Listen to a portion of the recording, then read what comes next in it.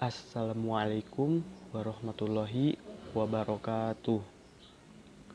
Perkenalkan, nama saya Gilang Muhammad Dipa dengan NIM 12170100034. Saya sekarang berada di Bandung, tepatnya pada tanggal 30 Oktober 2021.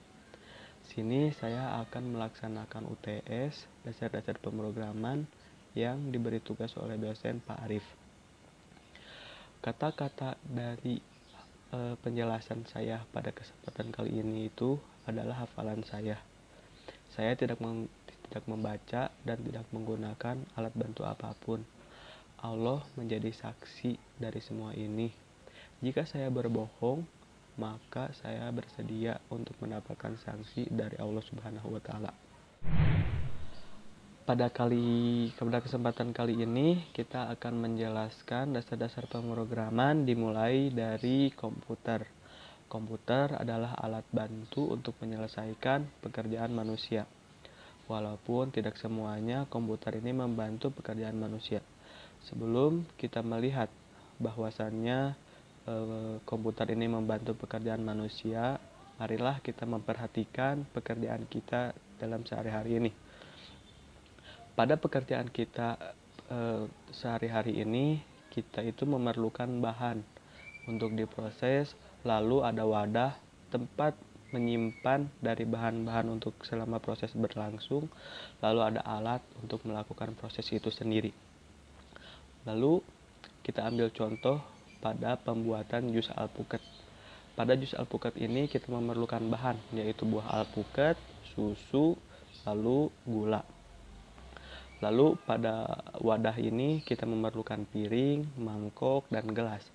Lalu pada alat kita memerlukan juicer, sendok, dan mungkin dari pisau ya.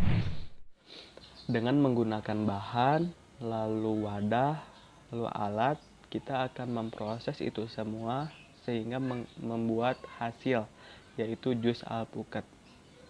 Kita dapat menarik kesimpulan bahwasanya dalam melakukan suatu pekerjaan kita sehari-hari itu, kita memerlukan bahan, lalu kita memproses bahan itu, lalu terjadilah suatu hasil. Nah, dari kegiatan pekerjaan kita yang telah lakukan tadi, bahwasannya pekerjaan kita sehari-hari itu tidak jauh berbeda dengan pekerjaan yang dilakukan oleh komputer. Misalkan pada komputer ini bahan adalah data, lalu wadah adalah variabel, lalu alat yaitu operasi matematika, dan prosedur atau cara adalah algoritma. Pada kesempatan ini saya juga akan membahas pengantar algoritma dan program komputer, manusia dengan tugasnya. Manusia memerlukan orang lain untuk melakukan suatu aktivitas. Pada aktivitas ini memerlukan daftar langkah-langkah untuk melakukan aktivitas dengan melibatkan orang lain itu sendiri. Contoh, mengantar adik ke sekolah, lalu memasak nasi, membuat kue bolu, membuat jus mangga. Pada list-list tersebut pasti membutuhkan suatu daftar langkah-langkah. Daftar langkah-langkah ini pada dunia komputer dinamakan algoritma. Sebelum kita jauh tentang apa itu si algoritma itu, kita harus mengenal dulu sejarahnya. Algoritma ini berasal dari kata algoritm, pelafalan orang Eropa, yaitu Al-Khwarizmi, yaitu seorang ilmuwan matematika berasal dari Uzbekistan. Beliau adalah memiliki suatu buku yang sangat fenomenal, yaitu Aljabar wal Muqabbala.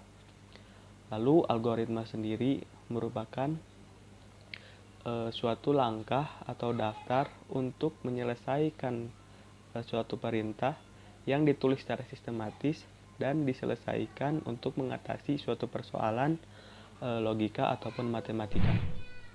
Kali ini kita sudah mengetahui pengertian dari algoritma secara sederhana. Tahu nggak sih, di dalam algoritma itu sendiri manusia itu sama dengan komputer. Kenapa manusia sama dengan komputer? Karena di dalam dunia komputer ini tidak jauh dari kata proses lalu memori. Proses nama lainnya dari input, lalu memori nama lainnya dari output. Proses akan menghasilkan suatu memori, memori akan dihasilkan oleh proses. Proses ini akan melakukan input perintah, lalu memori ini yang akan melakukan dari perintah yang telah input berikan. Lalu untuk melakukan pekerjaan kepada orang lain, bagaimana sih?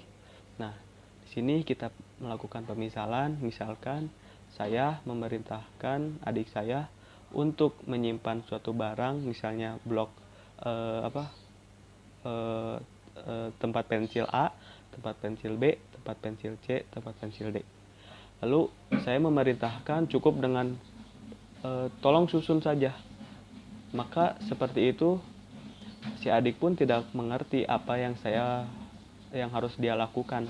Untuk itu yang harus dilakukan dalam melakukan algoritma ini harus memperhatikannya itu langkah-langkahnya itu harus dimengerti oleh si programnya, oleh si adiknya kalau misalkan pekerjaan yang saya tadi jelaskan. Lalu kita ini harus fokus pada langkah-langkah dan kita harus memerhatikan nih urutannya. Misalkan saya akan menempatkan tempat pensil A, tempat pensil B itu di mana urutannya, kita itu harus memberikannya dengan jelas langkah-langkah tersebut supaya dimengerti oleh si adik saya atau nanti di dunia komputer itu oleh programnya itu sendiri. Lalu di dalam perintah yang saya lakukan ini harus memiliki bahasa yang berbeda-beda. Walaupun manusia sama dengan komputer, algoritma tidak bisa langsung dimengerti oleh komputer. Bahasa algoritma tidak dimengerti oleh komputer. Bahasa yang dimengerti oleh komputer itu adalah bahasa mesin. Nah, pada bahasa mesin ini sulit dimengerti oleh manusia karena terdiri dari kode biner 0 dan 1. Untuk itu dibutuhkan penerjemah suatu bahasa. Ada dua cara untuk menerjemahkan bahasa mesin ini. Yang pertama itu ada compiler.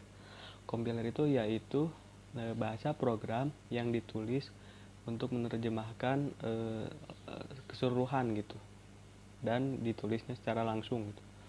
Lalu yang kedua ada interpreter, yaitu bahasa program yang ditulis untuk menerjemahkan secara satu persatu jadi misalnya kayak gini, satu perintah lalu diterjemahkan, jadi seperti itu. Selain itu ada beberapa tingkatan dalam bahasa program. Tingkatan dalam bahasa program ini ada 3. Yang pertama bahasa tingkat rendah, yaitu bahasa mesin yang hanya dapat dikerjakan langsung oleh komputer berupa kode biner 1 dan 0. Lalu yang kedua ada bahasa tingkat menengah, assembly atau nama lainnya.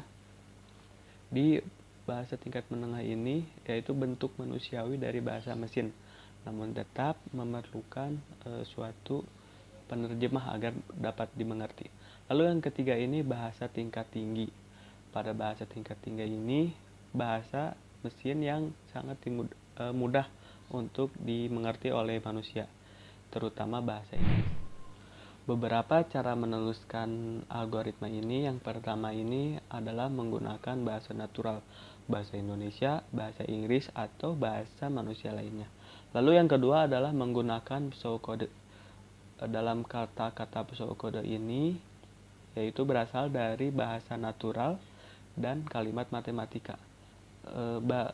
Pseudocode ini dituliskan dengan ringkas dan di dalamnya tidak mengandung makna ganda. Lalu yang ketiga ada menggunakan diagram flowchart atau nama lainnya diagram alir. Flowchart ini adalah suatu diagram alir yang menunjukkan algoritma dari suatu program. Oke, kita dapat garis kesimpulannya bahwasannya struktur dari algoritma itu sendiri meliputi yang pertama ada input, yang kedua adalah output, yang ketiga ada proses, yang keempat ada penyimpanan data. Dalam algoritma tidak menuliskan perintah-perintah untuk interface. Elemen-elemen yang berada di algoritma ini ada 3. Yang pertama data, yang kedua variabel, yang ketiga itu adalah operator matematika. Data dan variabel ini adalah kesatuan, di mana data ada di dalam variabel, dan ketika nama variabel itu dituliskan adalah data yang berada di dalam variabel tersebut. Tipe data adalah tipe variabel yang mengandung nilai di dalamnya. Tipe data ini dibagi menjadi 2. Yang pertama adalah tipe data dasar primitif. Tipe data dasar primitif. Tipe data dasar adalah suatu tipe data yang selalu tersedia dalam bahasa pemrograman, kompiler, dan selalu siap untuk digunakan. Di antaranya yaitu ada int, bilangan bulat, lalu ada real, bilangan real, lalu ada char, karakter, huruf dan angka tidak dipergunakan, tidak dioperasikan dalam matematika. Lalu ada boolean 0,1 untuk menentukan benar atau salah.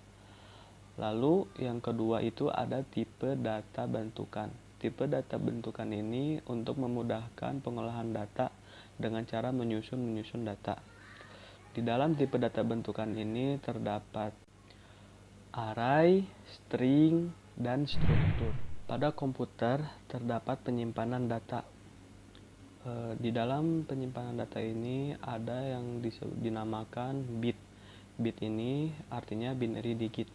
Banyak pola bit ini. Yang pertama 1 bit yaitu 2 bit yaitu 4, 3 bit yaitu 8, 4 bit itu yaitu 16. Jadi jika kita tarik kesimpulan bahwa n bit sama dengan 2 pangkat n bit.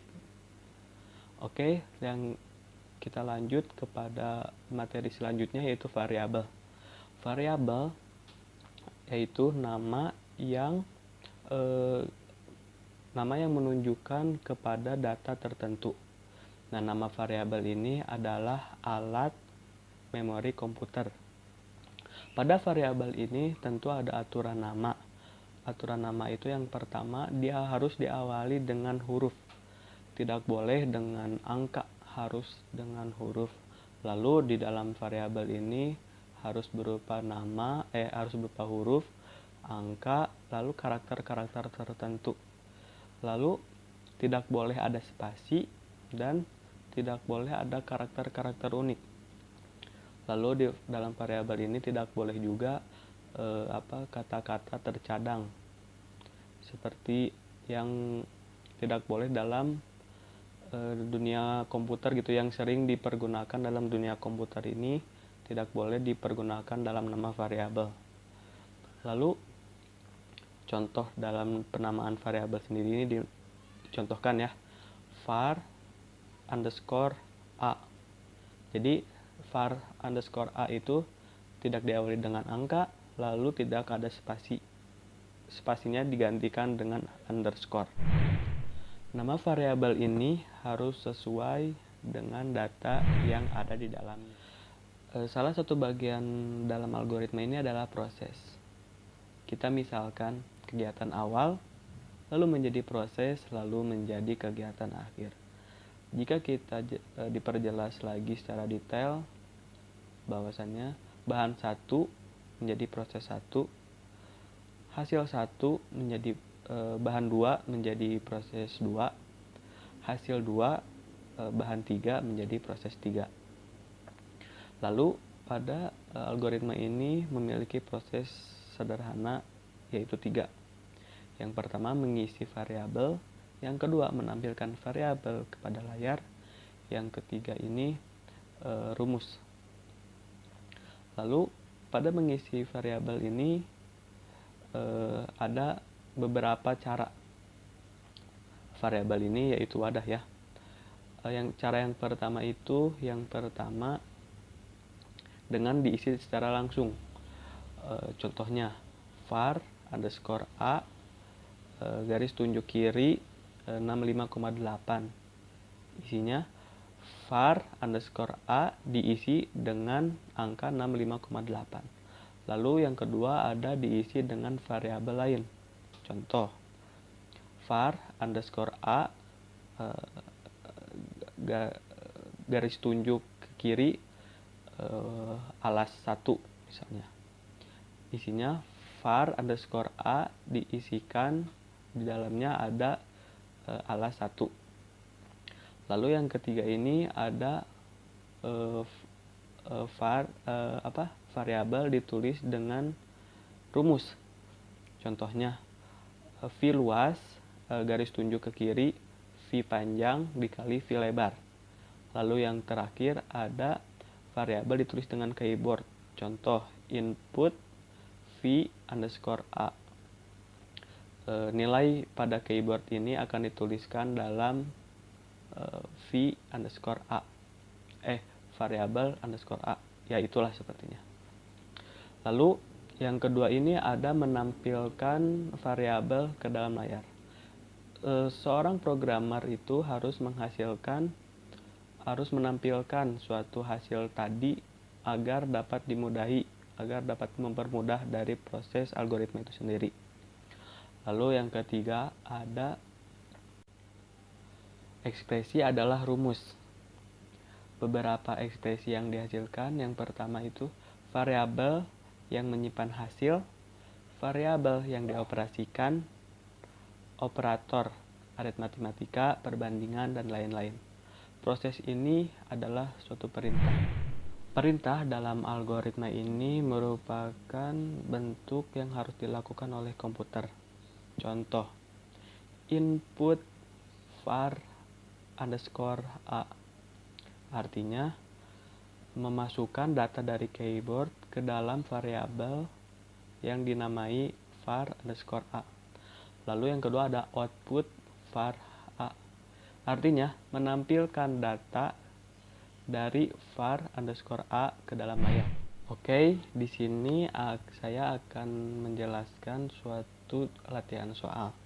Bagaimana untuk langkah-langkah dalam menghitung suatu segi 4. Itu algoritmanya ya, ini algoritma input V panjang, input V lebar, V luas garis tunjuk kiri V panjang kali V lebar, output luas. Lalu elemen-elemen yang berada pada algoritma tadi, yang pertama ada bahan, nilai yang berada pada V panjang dan V lebar. Lalu ada alat menggunakan operasi perkalian. Lalu ada variabel V lebar, V panjang, dan V luas. Lalu ada proses V panjang kali V lebar. Lalu hasilnya akan tercipta nilai yang berada pada luas. Untuk sekian dari saya. Mohon maaf bila ada perkataan dari saya yang kurang berkenan atau salah. Insya Allah saya tidak berbohong, saya tidak menggunakan alat bantu apapun atau tidak membaca. Cukup sekian dari UTS saya. Mohon maaf lagi bila kurangnya kesempurnaan dari video saya. Subhanakallahumma wa bihamdika asyhadu an la ilaha illa anta astaghfiruka wa atubu ilaik. Assalamualaikum warahmatullahi wabarakatuh.